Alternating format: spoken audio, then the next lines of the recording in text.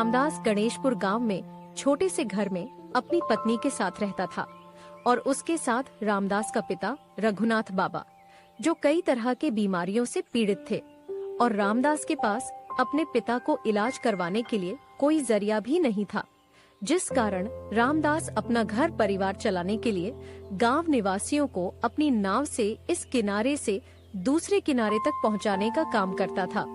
रामदास को कभी यात्री मिलते और कभी यात्री नहीं मिलते, जिस कारण रामदास को अपना घर परिवार चलाने में बड़ी समस्या आती थी।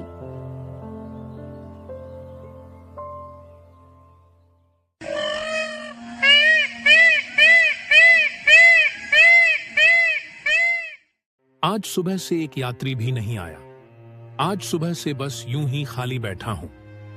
थोड़ी देर और इंतजार करता हूं, काश कोई यात्री आ जाए। रामदास कुछ समय और यात्रियों की प्रतीक्षा करता है, मगर वहाँ कोई नहीं आया। अब तो शाम भी होने वाली है, मगर अभी तक एक भी यात्री नहीं आया। अगर ऐसा ही चलता रहा तो फिर मैं अपना घर परिवार कैसे चलाऊंगा। अब मुझे अपने घर चलना चाहिए। पता नहीं घर जाकर भाग्यवान को क्या कहूंगा। आज मेरी नाव में एक यात्री भी नहीं आया। फिर इतना कहकर रामदास अपनी घर की ओर निकल जाता है। रोज की तरह रामदास आज भी अपने घर खाली हाथ ही लौटा। भाग्यवान, आज भी एक यात्री मेरी नाव में नहीं आ पाया। 1 रुपया की कमाई भी नहीं हुई। ऐसे कैसे चलेगा बोलो। घर पर तो आज बिल्कुल भी दाना पानी नहीं है और ऊपर से इतने चारों ओर कर्ज हैं। तुम्हें पता भी है, आज घर पर मकान मालकिन आई थी। अरे वो गायत्री कहाँ मर गई है? अरे दीदी, आप यहाँ आइए ना। बाहर क्यों खड़ी हो? मैं यहाँ कोई बैठने के लिए नहीं आई हूँ। मैंने अपने जीवन में तुम जैसे बेशरम लोग आज तक नहीं देखे। झूठ पर झूठ बोलते ही रहते हो। क्या बात है दीदी, आप हमें इतना भला बुरा क्यों कह रहे हो? तो क्या कहूँ? तुम्हें सम्मान दूं। पिछले 6 महीनों का किराया बकाया है। पिछले 6 महीनों से तुमने 1 पैसा भी नहीं दिया है। अब खड़े खड़े मेरा मुंह क्या देख रहे हैं? अंदर से मुझे कुछ पैसे ला कर दें। दीदी, अभी तो हमारे पास 1 रुपया भी नहीं है तुम्हें देने के लिए। यहाँ तक कि आज तो हमारे घर में अन्न का एक भी दाना नहीं है। अरे अन्न का दाना हो या नहीं हो, मैं क्या करूँ इसमें? मुझे कुछ नहीं पता। आज मैं यहाँ से किराया लिए बगैर नहीं जाऊंगी। दीदी, मैं तुम्हें पैसे कहाँ से ला कर दूं? हम तुम्हें 8-10 दिन बाद जैसे तैसे कहीं से पैसे आएंगे, मैं आपको जरूर पैसे दे दूंगी।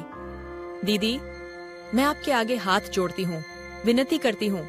मुझे नहीं पता तुम कहाँ जाओगी। मुझे कुछ नहीं पता। तुम कहीं भी जाओ, मुझे अपने किराए के पैसे ला कर दो, वरना मैं तुमसे अभी के अभी ये घर खाली करवा लूंगी। मैं तुम्हें आखिरी 4-5 दिनों की मोहल्लत और दे रही हूँ। अगर फिर तुम मुझे घर का किराया नहीं दे पाए तो मेरे घर को खाली कर देना। घर का किराया सुध सहित नहीं देते हो तो यहाँ आकर मैं तुम लोगों को घर से धक्के मार कर निकाल दूंगी। तो क्या अब हमें अपना ये घर छोड़ना होगा? मैं कुछ नहीं जानता भाग्यवान, कुछ नहीं जानता। पता नहीं हमारे भाग्य में क्या लिखा है।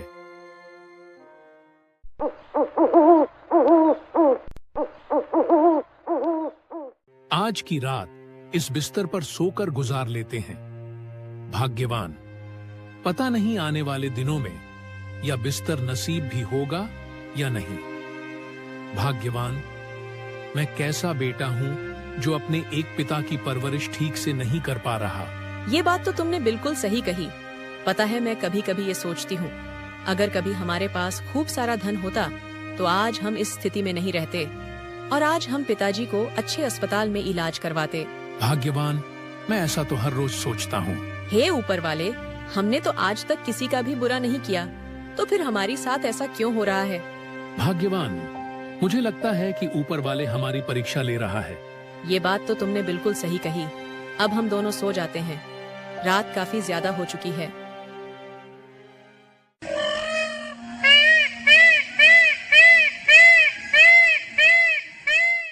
फिर अगले दिन की सुबह। अरे बेटा। क्या हुआ पिताजी? आपको तकलीफ हो रही है क्या? अगर आपको ज्यादा दर्द हो रहा है तो मैं वैद्य को बुलाती हूँ। नहीं बेटा, नहीं, अब मुझसे और नहीं रहा जाता। ऐसा मत बोलिए पिताजी।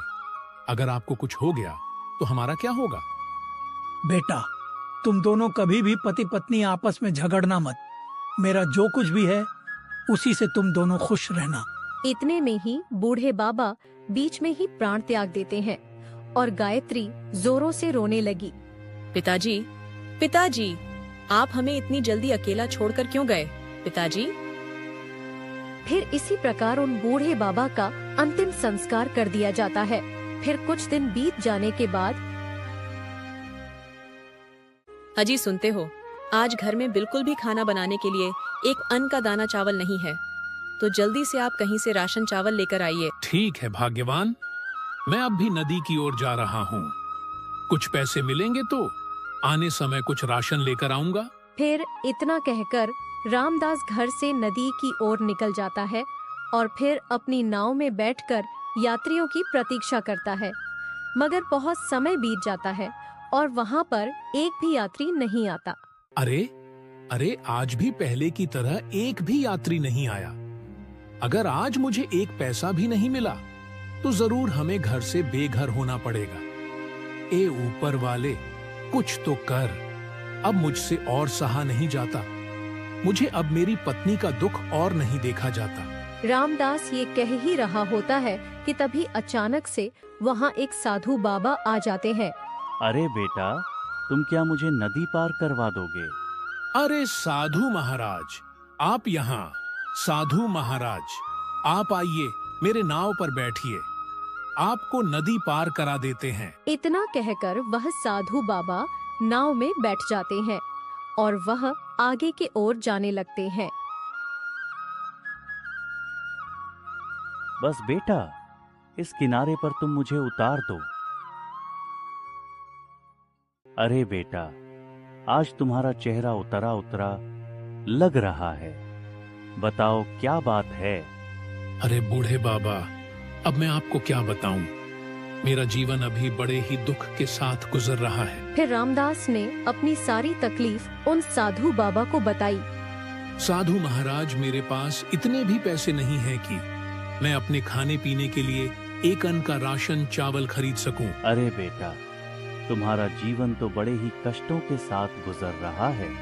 फिर वह साधु बाबा अपनी पोटली में से एक घड़ा निकालकर रामदास को दे देते हैं। ये लो बेटा, ये घड़ा तुम अपने पास रख लो। मगर साधु महाराज, इस घड़े के अंदर क्या है? बेटा, ये कोई साधारण घड़ा नहीं है। इसे तुम साधारण समझने की भूल मत करो। ये एक जादुई घड़ा है। यह घड़ा मनुष्यों के कर्मों के आधार पर उन्हें फल देता है। क्या कर्मों के आधार पर उन्हें फल देता है? आप भी ना साधु महाराज। ठीक है, अगर आप मुझे घड़ा इतने प्यार से ही दे रहे हो तो मैं इसे रख ही लेता हूँ। ठीक है बेटा, अब तुम वापस लौट जाओ। फिर रामदास अपनी नाव में वह घड़ा रखकर अपने घर की ओर निकल जाता है।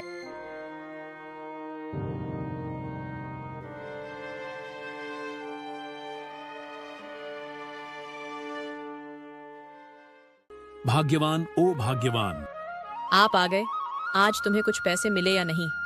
और खाना पकाने के लिए राशन लेकर आए कि नहीं? नहीं भाग्यवान, आज भी नाव पर एक भी यात्री नहीं आया। अच्छा, तो इसका मतलब हमारे नसीब में घर से बेघर होना ही लिखा है। मगर भाग्यवान, मुझे एक साधु महाराज मिले थे जिसे हमने उन्हें भी नदी पार कर दी थी। मगर उनके पास पैसे नहीं थे, तो फिर साधु महाराज ये घड़ा दिए हैं। वैसे इस घड़े में है क्या जी? क्या पता भाग्यवान, इस घड़े में क्या है। तुम ही इसे खोलकर देख लो। मैं इसे तो अभी तक खोलकर देखा नहीं हूँ। फिर गायत्री उस घड़े को खोलकर देखती है तो वो हैरान हो जाती है। उस घड़े के अंदर ढेर सारे सोने के सिक्के होते हैं। अरे अरे, ये देखिए जी, हमारे तो भाग्य खुल गए। ये देखिए, इसमें तो ढेर सारे सोने की मोहरें हैं। सोने की मोहरे? अरे हाँ गायत्री, वाकई में इस घड़े में तो सोने की मोहरे है। इसका मतलब वह साधु बाबा ने सही कहा था। क्या कहा था उन साधु बाबा ने? भाग्यवान, वो साधु बाबा ने कहा था। फिर रामदास गायत्री को सारी सच्चाई बता देता है।